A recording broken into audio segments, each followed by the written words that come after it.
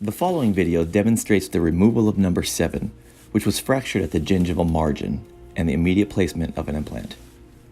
This procedure, which was formerly a challenge for many practitioners, is now predictable and repeatable through the use of technology.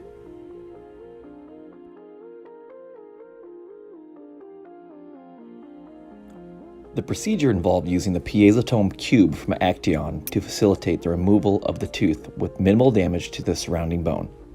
Maintaining the buccal plate of the bone is crucial for the success of an immediate implant placement. The piezotome is activated before it is placed in the mouth and then inserted into the socket using a constant up and down motion. It is never held in place for any length of time. If it needs to go to a different aspect of the tooth, it is removed, the foot pedal is released, and then started again and inserted into a new spot.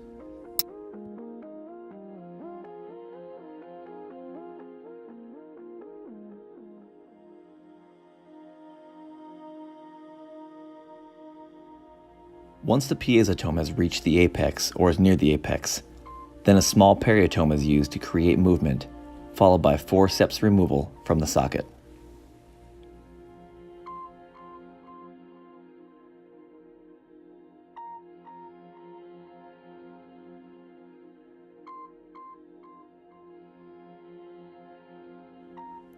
The buccal plate was so thin you can see the light transmittal and blockage when the doctor's finger is moved over and away from the facial gingiva. This is typical of maxillary teeth in general. Once the tooth was removed, the process of placing the implant began. The pilot hole was made with a long surgical 701 XXL high-speed burr. Then the manufacturer's drilling protocol was followed.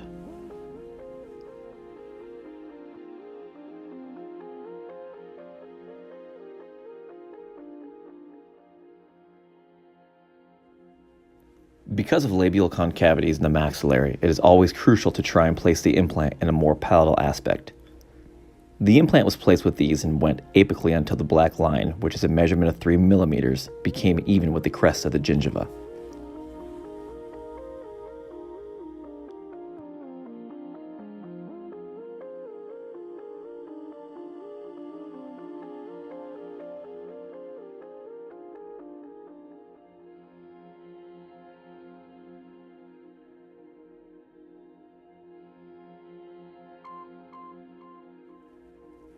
Cadaver bone grafting material was placed in the space between the implant and the labial bone, followed by a resorbable collagen membrane.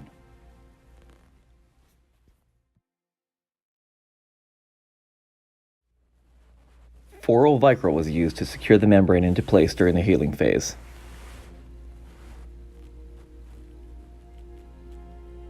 The assistant aids in keeping the membrane in place while the suture is tied off.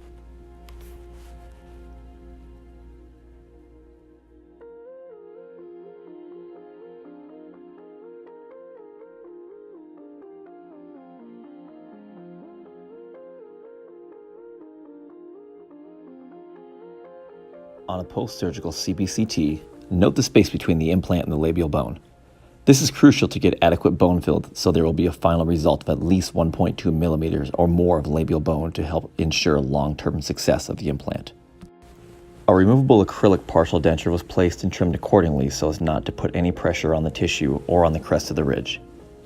Thank you, and please visit us at our website listed here or at Dental Implant Trainers on Instagram.